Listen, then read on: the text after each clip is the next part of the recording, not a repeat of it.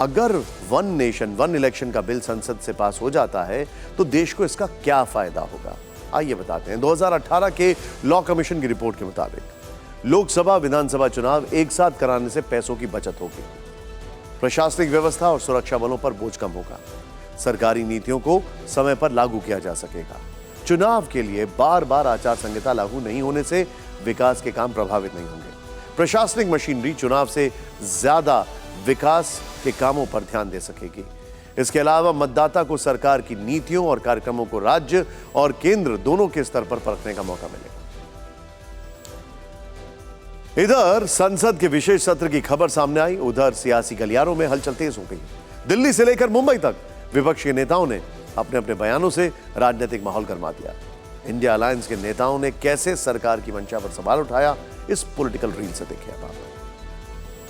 कि ये चर्चा चलाई जा रही है कि वन नेशन वन इलेक्शन का कोई बिल पास करने के लिए सेशन बुलाया जा रहा है।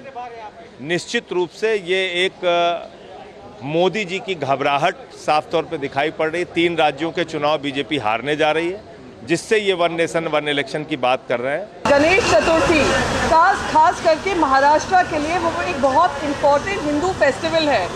तो ये जो हिंदू विरोधी काम हो रहा है, हिंदू सेंटिमेंट्स को दरकिनार करके ये काम हो रहा है, किस आधार पे ये निर्णय लिया गया, यही खास करके डेट क्यों चुनी गई, ये केंद्र सरकार को और पार्लियामेंट्री अफेयर्स मिनिस्टर को बताना पड़ेगा। It's a bit of a surprise. I was not expecting this.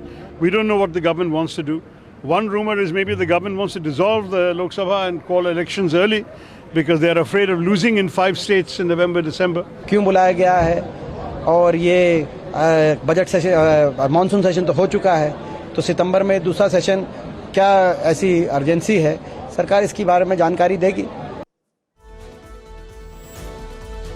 5 दिनों के संसद के इस विशेष सत्र में मोदी सरकार का दूसरा मास्टर स्ट्रोक महिला आरक्षण बिल हो सकता है।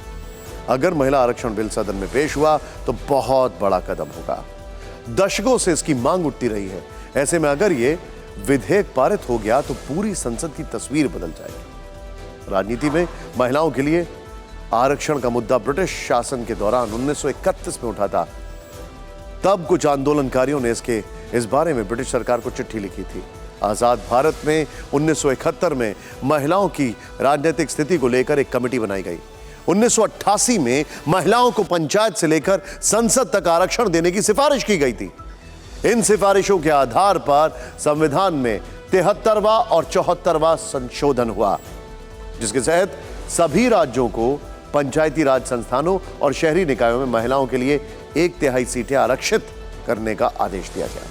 महाराष्ट्र, आंध्र प्रदेश, बिहार, छत्तीसगढ़, झारखंड और केरल जैसे कई राज्यों ने स्थानीय निकायों में महिलाओं के लिए 50% आरक्षण के लिए कानूनी प्रावधान किए।